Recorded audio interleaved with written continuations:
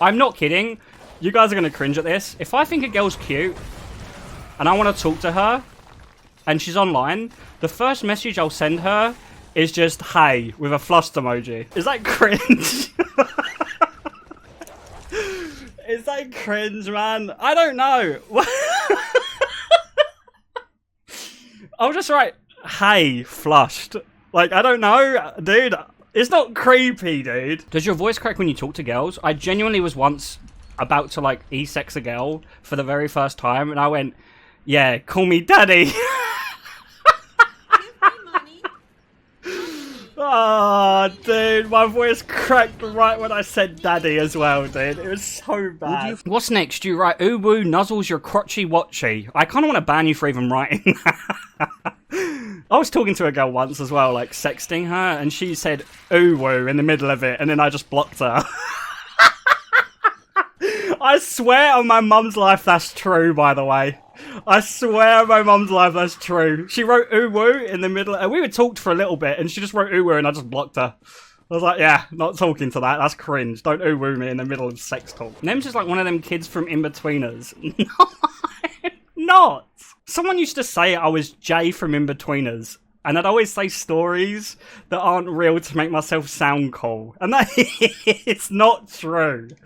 That is not true. I genuinely have... These stories are fucking real, man. You're such a liar. Guys, I haven't lied about a fucking story once. Except for the beach story. That was true. That was a fake story. So you fucking the foosball table was real? Yes. I'm not gonna lie. Ever since I told the story about sticking a foosball table up my ass, it's made me want to fuck my ass again. And I'm just being honest and open. Like, I'll just be honest and open with it. It's just... I did it when I was young, and it was good. And I stopped doing it as I grew up. So I'm like, maybe I'll do it again. I was in college once, and there was this girl I was, like, majorly crushing on. What? Oh, that sounds bad, because... Okay, I was in college, and I was crushing on this girl, and I was like... You know, have you guys ever got really early to class where you're like the only one there? Like I was the only one there.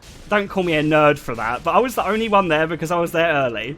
And I was sat there in class, and I got so bored I had my face up against the window, and I like put my mouth over it and started blowing my cheeks up like really big because no one was... It was on the second floor, so I was just like bored doing that. And then I looked down after doing that for about a minute. And then I look down and the fucking girl that I have a crush on is looking up at me with her friends and laughing at me. I was like, Jesus Christ. And it was like my first week of college. I was like, for fuck's sake, dude. I was like, she just thinks I'm a fucking window licker now. I can't even talk to her. I didn't lick windows. I just put my mouth on it and started blowing. I could have played that off. How the fuck can you play that off? Oh yeah, I was just blowing the window, dude. Just put your mouth on it and started blowing. That's how you found out you were a homo. No, I found out another way. Is me putting the foosball table up my arse the gayest thing I've done? Or is it the FIFA thing? I think the FIFA thing. Because the FIFA thing involved another man. Well, boy. But, well, context is key here, guys. I was 12, he was 10. Okay, man? And it doesn't mean... I was 12, he was 10. Nothing weird about it. I can't play FIFA anymore, because every time I do, I just imagine that. Brenna reminds me of this woman who... I was on a plane back from Italy with my girlfriend. Or my ex-girlfriend. And me and her were sitting at, like, the front. And there was this woman behind us who... She was sitting next to a black dude. She was sitting next to a black dude who was, like, right behind us. And then next to her was her, like... Was his girlfriend. This woman was, like, kind of drunk. She started drinking vodka on the plane. And she started hitting on the guy next to her. And she's like, oh, you're so big and muscly. And then she went, I've always wanted a black guy. And then the girlfriend next to him... the girlfriend next to him went, bitch, shut your mouth. He's taken and he's not interested in your skinny white ass. And I was like... I'm like sitting there like I was enjoying this shit. I'm just sitting there like, yeah, man. I'm just chilling in the back like enjoying the argument. I'm just listening and I'm just chilling listening to this story.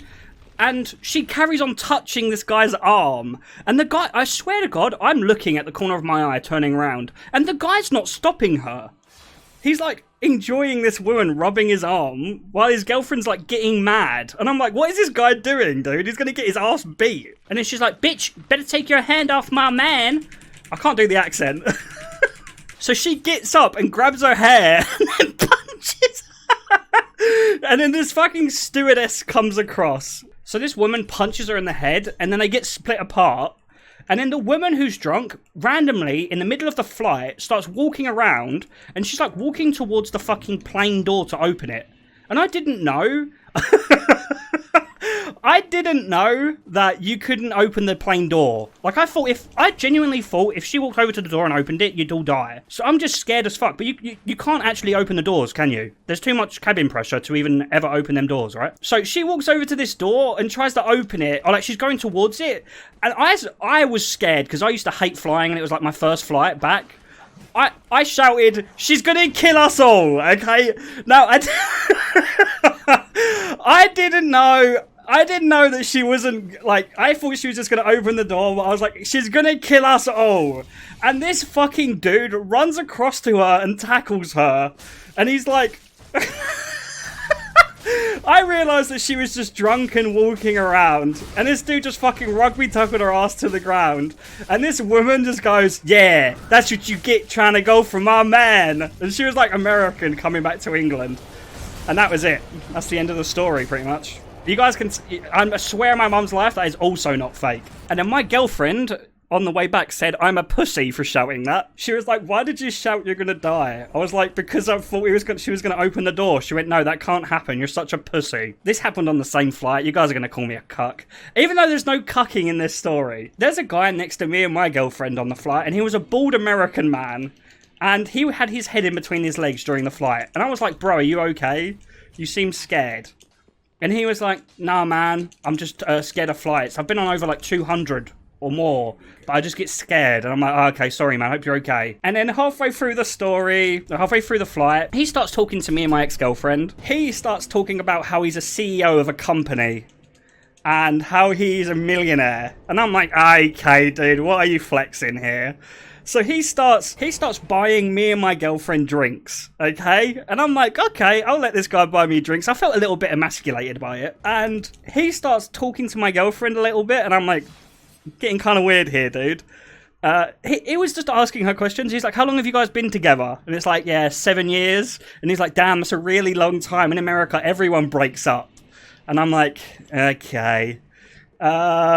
Chill the fuck out, dude. And then I really needed to pee. I'm gonna sound like such a retard in this story.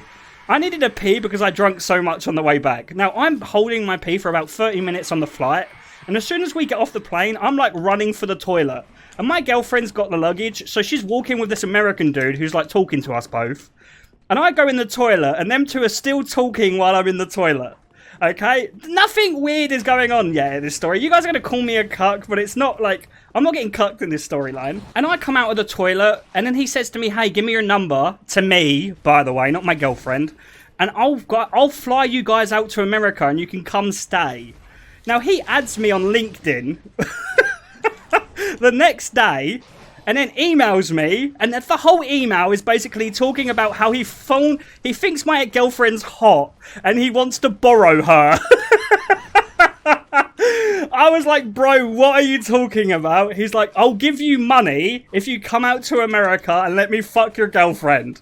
I was like, Jesus Christ. I swear on my mother's life this is true as well. I can't remember his fucking name, but he was a bull. I still have him added on LinkedIn. But he said he wanted to borrow her and fuck her. And I showed it to her, and she didn't say anything. She was just like, huh. It's like, bitch, you better say what the fuck is this weirdo doing? Dude, you should have accepted it. Now she's your ex for free. Wait, is she fucking him right now? Wait, this happened like 6 months before we broke up. There's no way that happened. She didn't have his name. I'm just thinking about it. Did she ever fly out to America? I hope not. Anyway, that story's fake. I made that up.